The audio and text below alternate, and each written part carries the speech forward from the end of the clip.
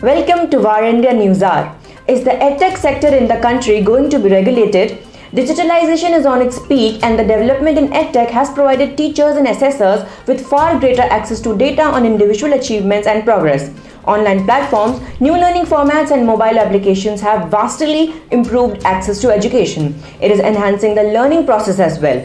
The online and cloud technologies in Edtech standards also bring exciting standardization possibilities for content. However, experts feel that the lack of a regulatory framework in India along the lines of the General Data Protection Regulation in Europe could impinge on the privacy of the students who now use education technology apps for learning.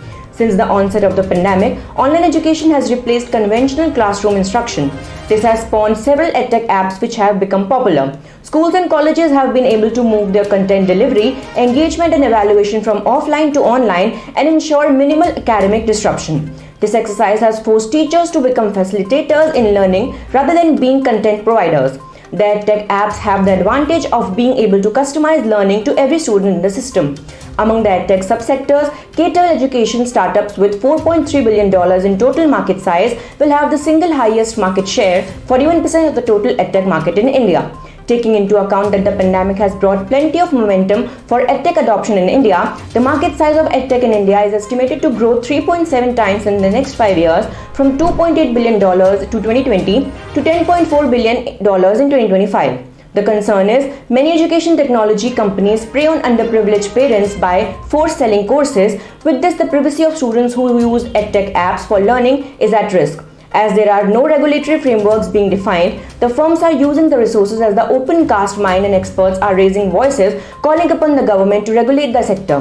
Sources said these companies deliberately employ predatory marketing practices and then signing up them for loans without knowledge or consent. This practice is in fact so thoroughly ingrained in certain companies' practices that they have partnered up with lending companies to push unsuspecting parents to debt traps. Secondly, consumer complaint forums are full of complaints by helpless parents about being auto-debited each month despite repeated requests to cancel and the poor quality of content being received by their children. There is also news that certain edtech companies have also signed partnership with Niti Aayog to promote their agenda across the country. With this, the present education system is getting disrupted.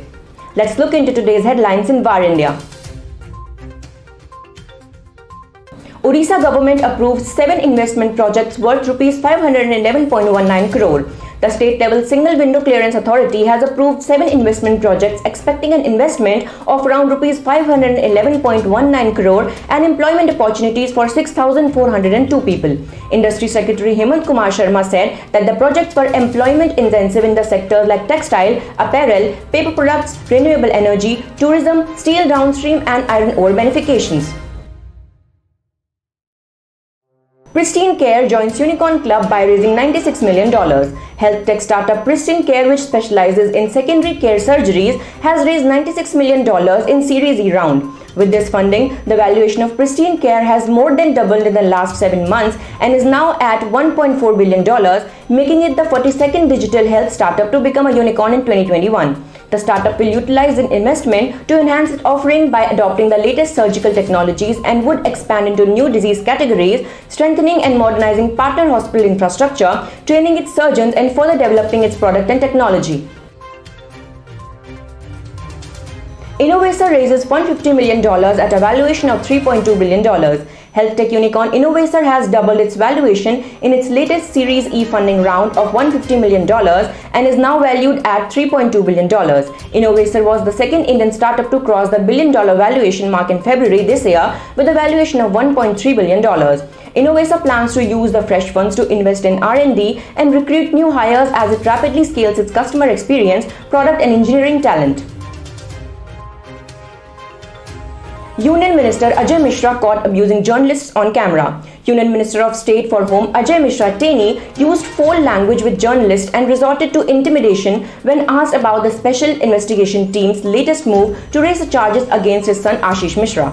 Asked by a local journalist about the fresh charges added to the warrant by the Special Investigation Team to book Ashish for attempt to murder and not death by negligence, among others, Mishra lashed out the journalist and said he was asking stupid questions. Cabinet approves the remuneration scheme for RuPayDebitCard BHIM UPI transactions. The Union Cabinet has approved a scheme to provide incentives of small amounts for transactions done through RuPayDebitCard and BHIM UPI. UnionMinister Thakur said the scheme will cost the government rupees 1,300 crore.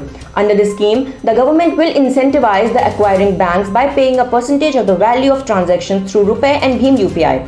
The incentive is only for person-to-merchant transactions and not P2P ones that also use the UPI route.